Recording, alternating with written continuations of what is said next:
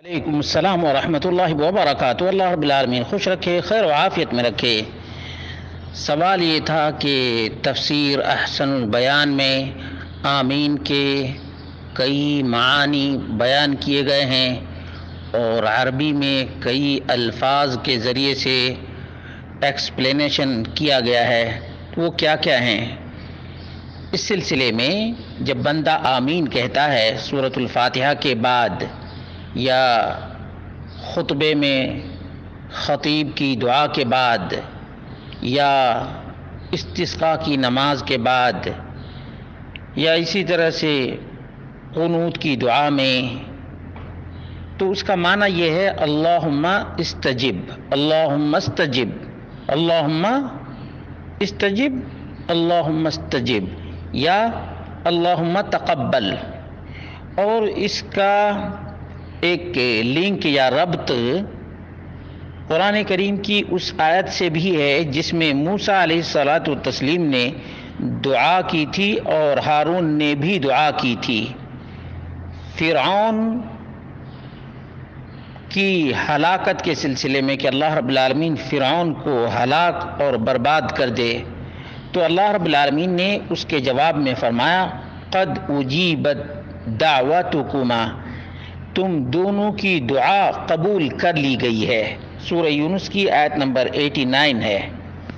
یہاں اللہ رب العالمین نے موسیٰ اور ہارون کی دعا کے بعد، کہا جاتا ہے کہ تقریباً 40 سال کے بعد موسیٰ اور ہارون کی دعا قبول ہوئی تھی۔ اس لیے دعا جب بھی کریں تو جلد بازی قبولیت کے لیے نہ کریں، اس لیے کہ اللہ رب العالمین کے ہاں ہر چیز کا ایک وقت متعین ہے، بندہ نہیں جانتا لیکن رب کائنات جانتا ہے کہ کب کس کی دعا قبول کرنی چاہیے اور کب کس کے لیے کون سی چیز مناسب ہے، اس لیے یاد رکھیں یہ چیز۔ تو اللہ رب العالمین نے فرمایا تم دونوں کی دعا قبول کر لی گئی ہے۔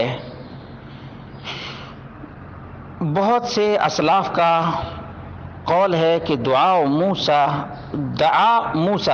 علیہ الصلاۃ والتسلیم نے دعا کی تھی، وَأَمَّنَ ہارون، اور ہارون علیہ السلام نے آمین کہا تھا۔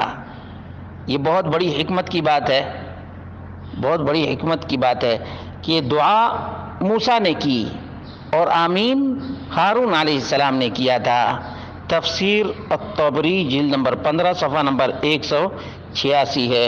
اسی طرح سے موسوعہ فقہیہ جلد نمبر 1 صفحہ نمبر 111 پر ہے التأمین دعاء غیر مستقل بنفسہ، آمین دعا ہے لیکن یہ مستقل نہیں ہے بلکہ غیر مستقل ہے، بل مرتبط بغیرہ من الادعیہ، بلکہ اس دعا کا تعلق دوسرے دعا سے ہے، یعنی کوئی دعا کرتا ہے اور پھر اس کے بعد آمین کوئی کہتا ہے تو ہے آمین بھی دعا، آمین بھی دعا ہی ہے لیکن دوسری دعا سے ریلیٹڈ ہے، مربوط ہے۔